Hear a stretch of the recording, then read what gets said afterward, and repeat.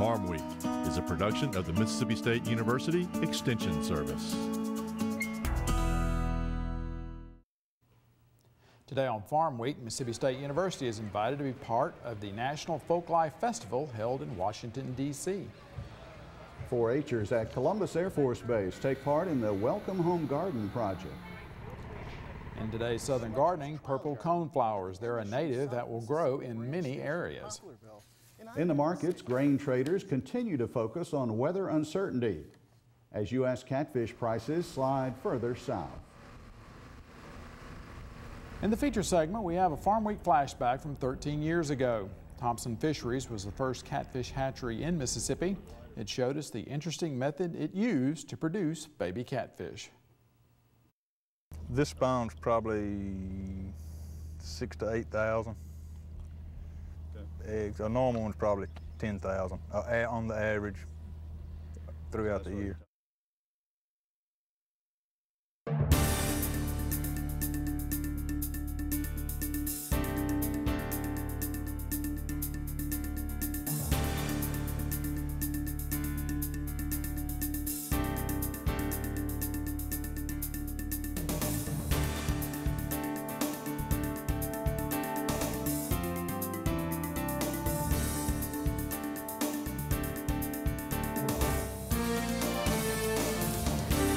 Good day, everyone. I'm Leighton Spann. And I'm Artis Ford. Welcome to Farm Week. A new pest, one that likes soybeans and kudzu, has been found in 2 Mississippi counties. Well, Leighton, they're called appropriately enough kudzu bugs. They're originally from Asia and they have been found in other southeastern states, but Alabama had been the farthest west sighting until they were found in Vicksburg, Mississippi. Kudzu bugs are known to hitchhike on vehicles, which is probably how they came into Mississippi. They have also been spotted in the Winona area. Extension Service entomologist Angus Ketchett with Mississippi State University says that kudzu bugs are known to move from kudzu to soybeans in the early spring. Ketchett says once they move into soybeans, he feels that one well-timed insecticide application might be all that a grower will need to control them. Kudzu bugs shouldn't be ignored, however. Average losses of 18% have been recorded in unprotected study plots. Kudzu bugs may eventually become a nuisance to homeowners since they are known to invade houses in the fall like lady beetles. Visitors to the recent Smithsonian Folklife Festival in Washington, D.C. got to see examples of the teaching, research, and service taking place at Mississippi State University. MSU was one of several universities invited to place exhibits on the National Mall as part of a celebration of land-grant institutions like Mississippi State. The 2012 Smithsonian Folklife Festival celebrated the 150th anniversary of the Morrill Act. This legislation created the land-grant university system, which is still important today. Even though less people are working directly in agriculture today, we still serve that mission as well as broaden the scope of our mission to include benefits to all of society as far as economic development, health, youth and families, natural resources. MSU's mobile veterinary clinic that travels to animal shelters was a key part of the Washington exhibits. Visitors learn how it is used to provide surgery experience for students while helping with animal overpopulation.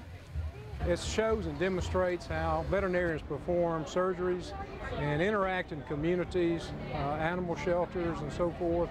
And it's a great educational experience for so many young people who want to learn about the potential career in veterinary medicine. Maggie, the mechanical milking cow from Mississippi State, also proved to be a popular stop for young people as well as their parents.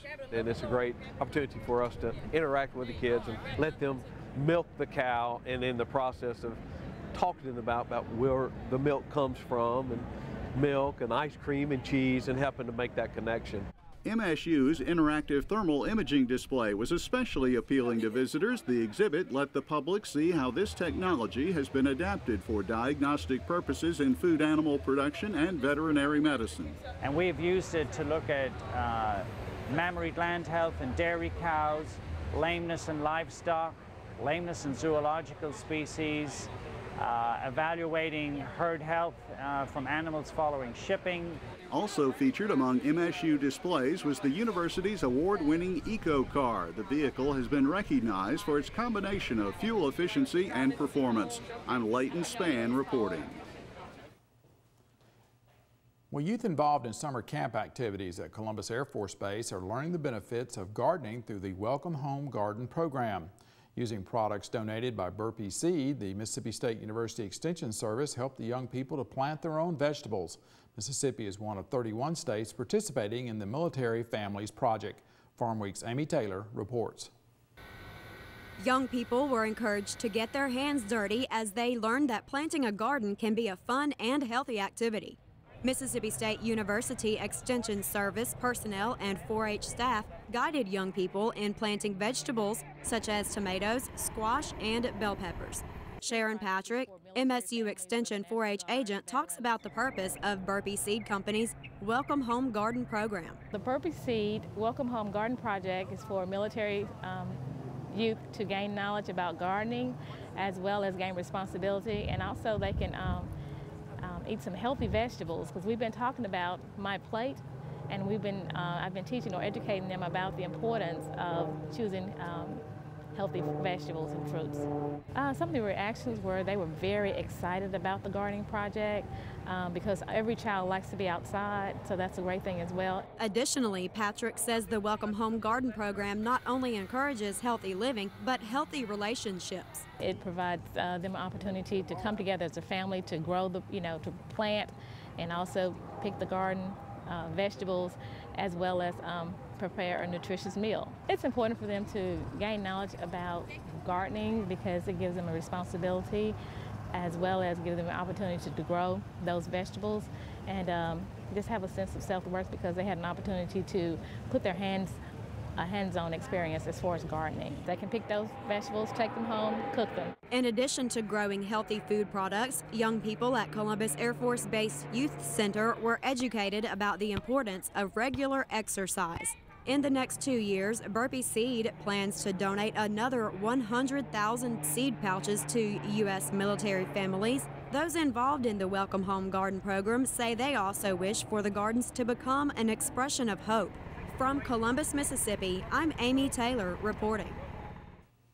Well, do you think native plants have to be boring in the landscape? In this week's Southern Gardening segment, Extension horticulturist Dr. Gary Bachman tells us why purple coneflowers are one of the best plants for your garden.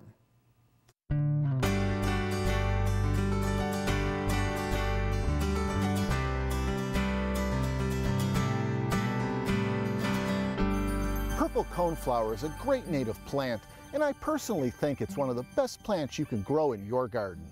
Today I'm in the All-America Selections Trial Garden at the MSU South Mississippi Branch Station in Poplarville, and I have to say I'm crazy for coneflowers. Who can resist the 2 to 4 inch flowers with bright purple petals and dark center cones?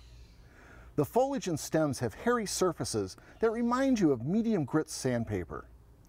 Typically, coneflowers are large back row plants in perennial beds or borders, but plant breeders are developing more compact plants, such as the 2010 All-America Selections winner Pow Wow Wildberry that grows up to 20 inches tall.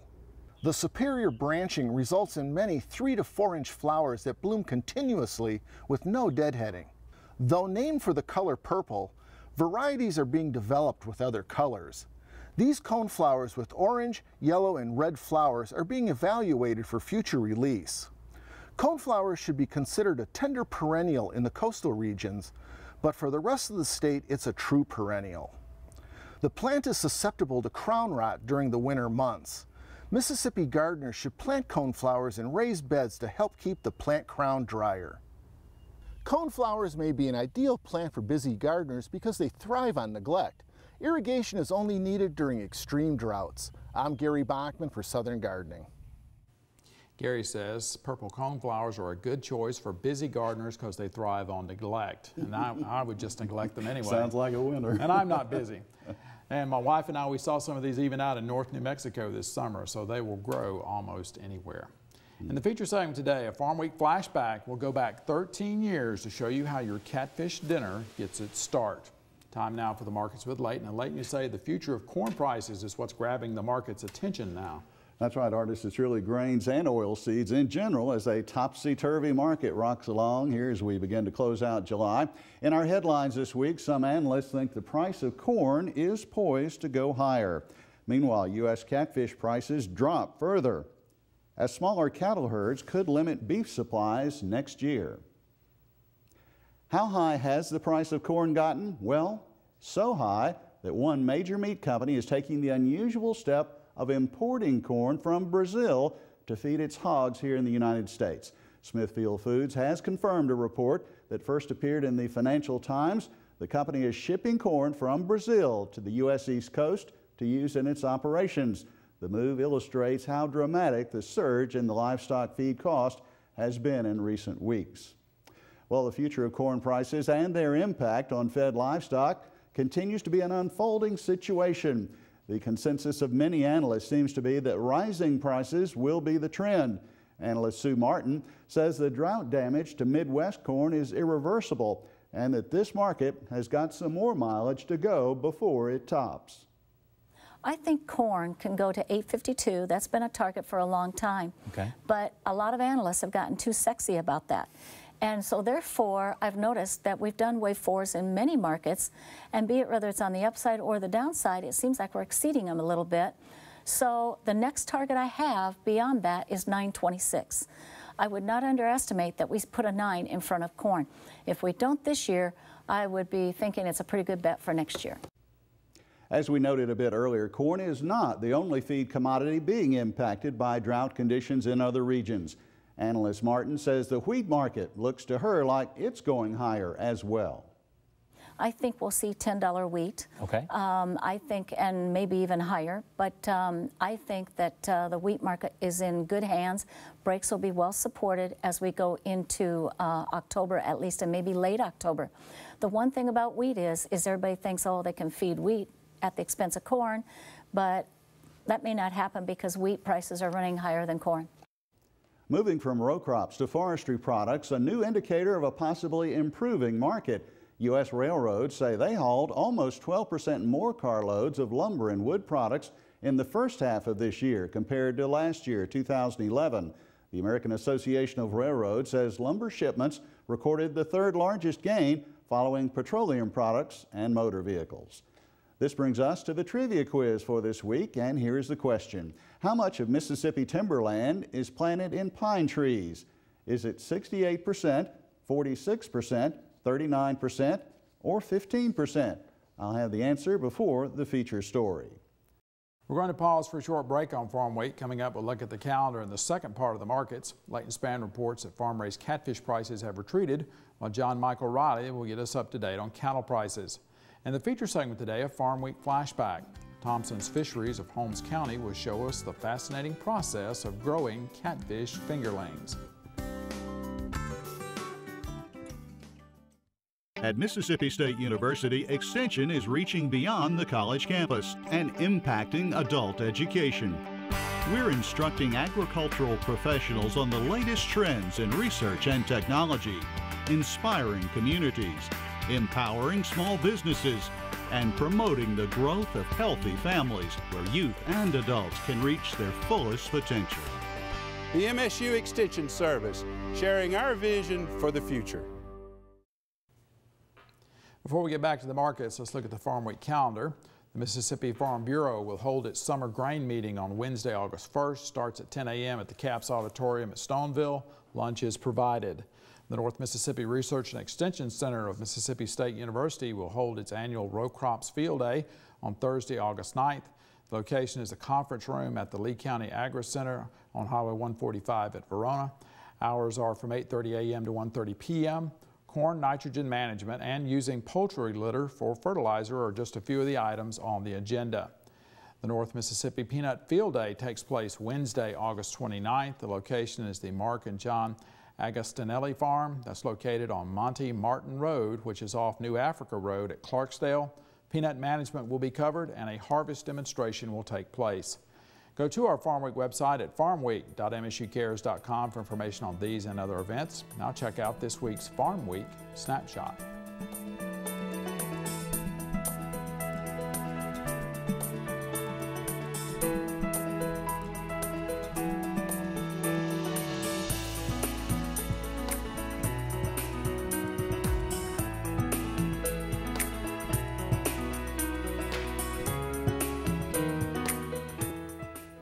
The government's monthly snapshot of our nation's farm-raised catfish industry is out, and these numbers reflect conditions in the month of June. The average pond bank price being paid to U.S. producers was 93 cents per pound. That is down a dime per pound from last month and down 29 cents per pound from 1 year ago. Farm sales totaled almost 24 million pounds round weight, a drop of 2% from June 2011. Processor sales were 12.5 million pounds. That is up slightly from a month ago.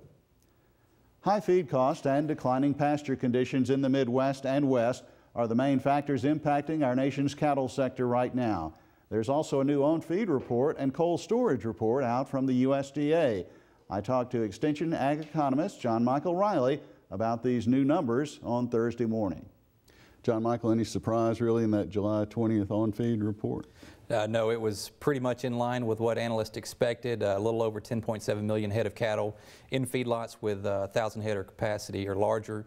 It was exactly in line with what the market was looking for. Placements were a little lower than they were a year ago, which, you know, we're stacking that up against a number that was kind of inflated because last year Texas was, in the Southwest, was, you know, just starting to get gripped with this huge drought. As we continue to move forward, that's going to be the issue. You're stacking those placement numbers and on-feed numbers up against a larger year ago number. But we're also, although Texas is not nearly as bad as it was last year, the drought is much more widespread, and we're continuing to see liquidations of herds in states kind of surrounding Texas and even further out because of the drought. All right, we'll talk more about that in a moment. I know that same day, July 20th, we had a cold storage report out. Any indications for beef that we need to talk about there? Yeah, it was a double-edged sword where inventories in storage were higher than a year ago, but we were still starting to see a buildup. You know, month over month numbers were starting to grow. We did see the inventories reduce from the May 2012 number, so that tells us that we're starting to liquidate some of that building inventory, but we are still higher than we were a year ago. All right, back to current conditions. The grain prices, that continues to be a developing story here. What's that impact going to be here when we look at cattle and other livestock here? It's going to be really big. It's an issue where pasture conditions are such that you're liquidating herds, you're putting cattle into feedlots sooner than you'd like to. When you do that, you're facing some really high feed bills. Corn hit almost $8, or got to $8. It's backed off of that since. So the cost of gain is going to be really high. It's, you know, I think as we get past this and and cattle prices start to improve once this flood hits, there could be some potential for profits. But over the next 6 months, it's just going to be hard if you're a cattle feeder. And looking out a little bit farther, beef supplies are going to be impacted obviously by what's going on here. Liquidations last year, liquidations this year, the herd is shrinking at a fast rate. Dr. John Michael Riley. Well, just ahead of the new feature story, let's look at the trivia answer for you this week. 39% of Mississippi timberland is planted in pine trees, so C is correct. 46% of the forest land is hardwood in Mississippi. In our feature story segment today, we go back 13 years for Farm Week Flashback. Thompson Fisheries is Mississippi's oldest catfish hatchery. Catfish farming is like any other agricultural enterprise. It takes seed to grow a crop. Catfish farmers need fingerlings to stock their ponds. Thompson's is still in operation. This story is still an attention grabber. This has always been a fingerling hatchery. We never have raised food fish. But what big fish we have is only our brooders, where we get our spawn. Bobby Thompson of Thornton, Mississippi got his very first brood stock from Bee Lake in the nearby Yazoo River. The local catfish has been the foundation of a 40-year-old hatchery operation that began in the Delta as Thompson Anderson Incorporated. 15 years ago, Bobby Thompson and his son Louis bought out partner Skinner Anderson to form Thompson Fisheries. The family operation now includes 450 acres of ponds. Our total poundage in the pond is, I don't stock more than 1,000 pounds per acre, and about 1.5 or 2 to 1 females per males, because a female will only spawn once in a year, and a male is capable of spawning more than once in a year. For the efficiency of the acreage, that's the ratio we go with. At Thompson Fisheries, the spawning takes place inside Army surplus cans that are submerged along the entire perimeter of each pond. Depending on its size, a pond may have as many as 250 cans in it. Each can is checked every 3 days during the season. The eggs that have been laid and fertilized are collected out of the cans to be transported to the nearby hatchery. It's an extremely labor-intensive business, but very seasonal, only a couple of months each year. My fish start spawning when my low water temperature is, when I check them in the morning, and it's around 70 degrees or so. I can almost count on looking for eggs at that temperature, and they will spawn when those low temperatures are throughout the 70s. When the lows are around 80, they really start dropping off a lot. So that's, for me, it's late April, all of May, and most of June. And I think they've done an excellent job on selecting their brood stock and working with fish that spawn early and they get a good start on their season. So they're one of our earliest spawning hatcheries, and I think just about everybody in the industry kind of looks to them as a benchmark to start usually 2 to 3 weeks even before their fish are going to be spawning. This spawns probably 6,000 to 8,000 eggs. A normal one's probably 10,000 on the average throughout the year. The eggs need oxygen like a living, breathing catfish, so they are moved as quickly as possible after being collected out of the ponds. At the building, the water temperature in the transport box is regulated to match that of the hatchery, which is 80 degrees. The spawn are then placed in underwater baskets in the hatchery. And those paddles you see in the background act is the same as the male catfish. He tends to the spawn after it's been spawned, and keeps action to get oxygen into the center of the spawn. And that's a principle of those paddles there. They have to move around, you know, to hatch. These spawn have been in the hatchery 3 days. Some movement is noticeable and will continue until hatch occurs. The eggs hatch 6 days after being placed in their temperature-controlled environment. They fall through the basket they were in to the bottom of the tank. The young catfish are now called sack fry. When they hatch, they have this yolk sac that they feed off of for another 7 to 10 days, and we like to have them at a stage called swim up. That's when they've already absorbed that yolk sac and they're up on the top of the water feeding, actively feeding. That's the time that they're ready to be stocked. Fish at the swim-up stage are located in tanks at another building at the Thompson operation. Yeah, these have been on feed for about 3 days now, and at this point they're ready to be stocked in the pond. At any given time during the season, there are 24 to 25 million fish in the hatchery complex. That may sound like an unbelievable number until you take a close look at how many tanks there are and the number of fish in each one. The bottom of this tank appears to be painted a dark color. What you actually are looking at are tiny, tiny catfish. These are about 3 days after hatching. At any given time, this tank will have 1 million to 1.5 million of them in it. Thompson Fisheries primarily sells to producers in the Delta area, but they have shipped all over the United States, from Delaware to Washington State. There have even been some international destinations along the way, including Taiwan and Brazil. You will find another type of fish around the Thompson operation besides catfish. Tilapia are being used to enhance the efficiency and the production in a couple of ways. For example, instead of having to clean the hatching baskets by hand, Louis Thompson simply puts them in a tank of tilapia, and the fish do the work. The other function of the tilapia is that behind these nets I stock tilapia to eat the excess feed that gets through this net, and it helps keep the backside of this net much cleaner, and it reduces the incidence of bacterial infections, ammonia buildup. It keeps my water a lot cleaner and the survival of the fry a lot higher. When you've been in the business as long as they have and you have your practices established, it makes it very smooth running, and you can take advantage of the better temperature years like we're having this year, get your spawns early, and get your production up and going to take advantage of the growing season. I think this is a good example of, fish husbandry at its best. From Thornton, Mississippi, I'm Leighton Spann reporting. And go to our Farm Week website if you would like to see this story again, farmweek.msucares.com. You can also see it on YouTube and Facebook. And in the course of 13 years, there have, of course, been some changes that we need to tell you about. Mr. Bobby, he passed away about 7 years ago, and Extension Specialist Jim Stevie, you saw in the story, he is now retired from the Extension Service.